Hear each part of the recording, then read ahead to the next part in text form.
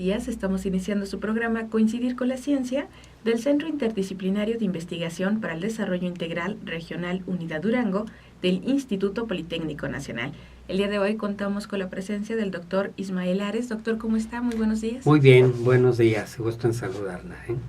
Al contrario, doctor, muchas gracias por estar con nosotros. El placer es nuestro porque nos viene a platicar un tema muy importante que aún es algo que aún no tenemos en nuestro estado, la farmacia hospitalaria y por qué es urgente. ¿Y por qué es urgente que se establezca en Durango? Bueno, realmente como médico, pediatra, como investigador en el área de farmacología, creo que es fundamental y básico que haya la farmacia hospitalaria. Desafortunadamente mi experiencia desde que estuve en México trabajando en el Instituto Nacional de Pediatría era preocupante la carencia de farmacéuticos clínicos y farmacéuticos hospitalarios, que es preocupante porque es sorprendente cuando uno viaja al extranjero, por ejemplo a Latinoamérica, a cualquier país latinoamericano, a España, a Europa, a Estados Unidos, es obligado que haya farmacéuticos clínicos y hospitalarios y que en México prácticamente no existen. No es una disciplina desarrollada como debería de ser porque es de un apoyo importantísimo para el manejo y el uso racional de medicamentos, porque los medicamentos es lo más importante para tratar a los pacientes. De tal manera que el cuidado de los medicamentos es fundamental. Y bueno, me preocupa mucho porque realmente como médico requerimos el apoyo de especialistas en el uso de medicamentos y en el cuidado de los medicamentos.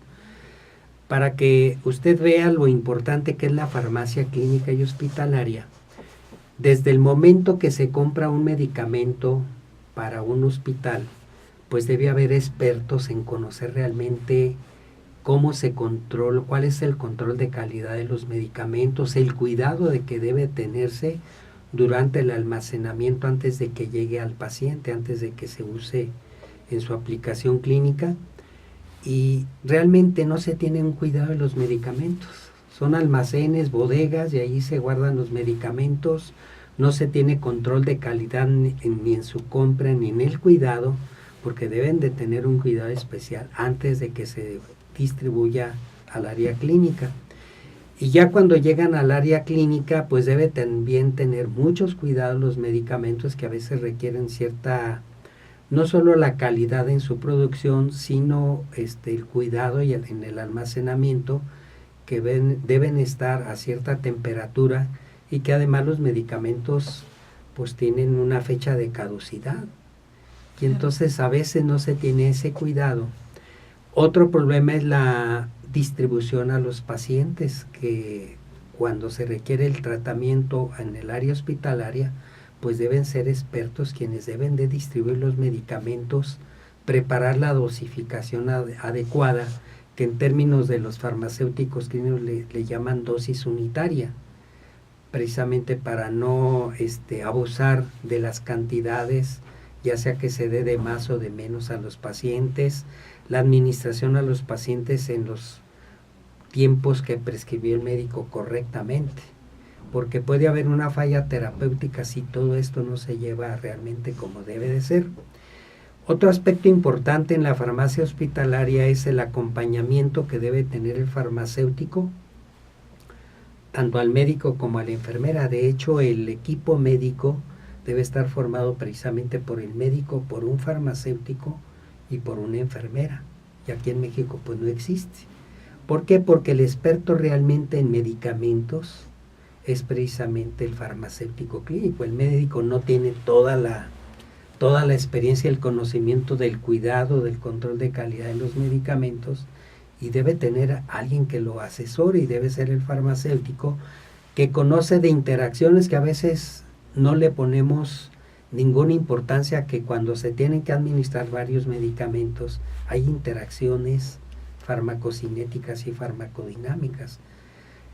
Hay interacciones porque hay medicamentos que pueden inhibir el metabolismo de fármacos y otros lo aceleran, y entonces el paciente no va a responder de la misma manera. De tal manera que algo que es importantísimo es cuidar sobre todo las interacciones entre los medicamentos. Y es preocupante porque habitualmente los pacientes hospitalizados, ya sean niños, ancianos, que son personas con alto riesgo de falla terapéutica, pues no se tengan en cuenta cuidado porque son pacientes que van a requerir hasta 8, 10 o hasta más medicamentos y jamás pensamos que hay interacciones que pueden modificar la respuesta al tratamiento. Y allí juega un papel importante precisamente el farmacéutico hospitalario.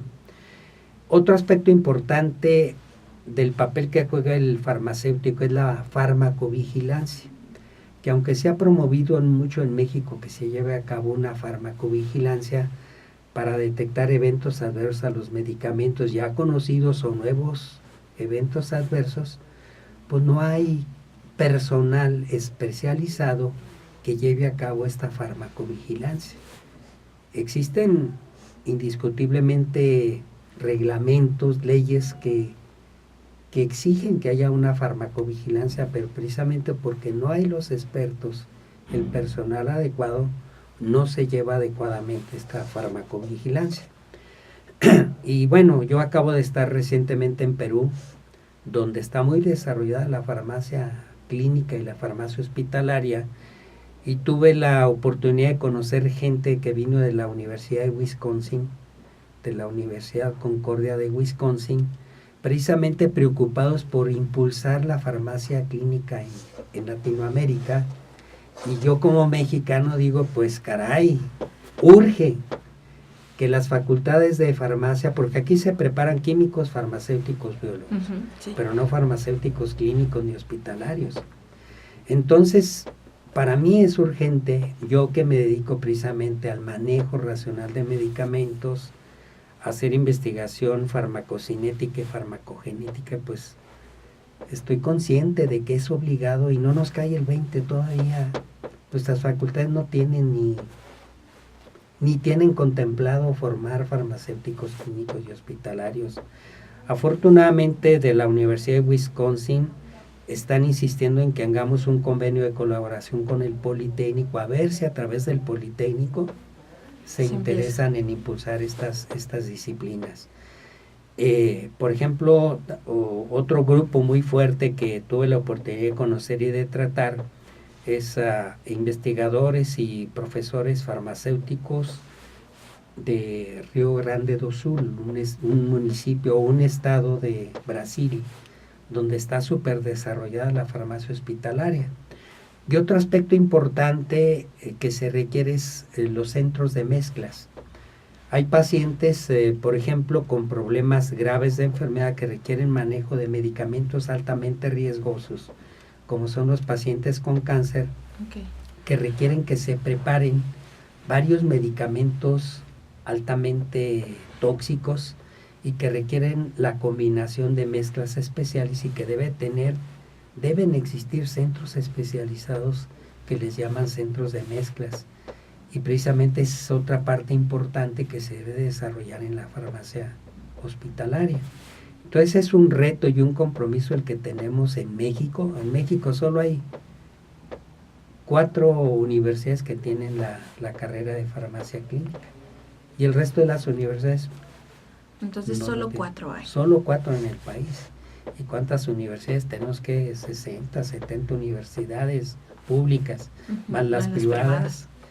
Entonces, pues para mí es urgente, la verdad, y me preocupa mucho porque como médicos sabemos lo que implica el riesgo a eventos adversos, que hay una alta morbilidad y mortalidad por el mal uso de medicamentos que no tomamos en cuenta. Claro, de pronto solemos nosotros quejarnos porque seguimos las indicaciones médicas, estamos con nuestro tratamiento y después nos da gastritis, nos da otro tipo, ¿verdad?, de detalles sí, médicos que decimos, pues ya no sabemos si tomarnos el medicamento para tal enfermedad porque después tenemos otra, ¿no? O desencadena otra. Fíjese, es tan importante esto que, por ejemplo, en estos países de Latinoamérica, de Europa, Estados Unidos, las farmacias deben tener un farmacéutico de formación de carrera que debe asesorar precisamente en las farmacias a los pacientes cuando llegan su orden para que surtan un medicamento. Desde ese momento ellos ya están instruyendo realmente a los pacientes de cómo llevar a cabo la prescripción de manera adecuada, y revisan las recetas. Si desde el momento que el médico está prescribiendo varios medicamentos, si entre ellos no hay interacciones, si no les regresan para que vayan al médico y le modifique el tratamiento.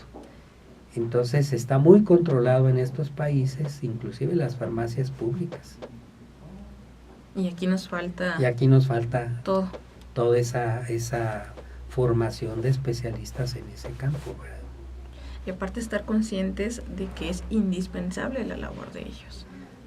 Sí, porque ya ve que en México se cometen muchos abusos. Primera, porque las personas a veces se autoprescriben los medicamentos, se autorrecetan, o recetan a los conocidos y que tómate esto, a mí me hizo bien.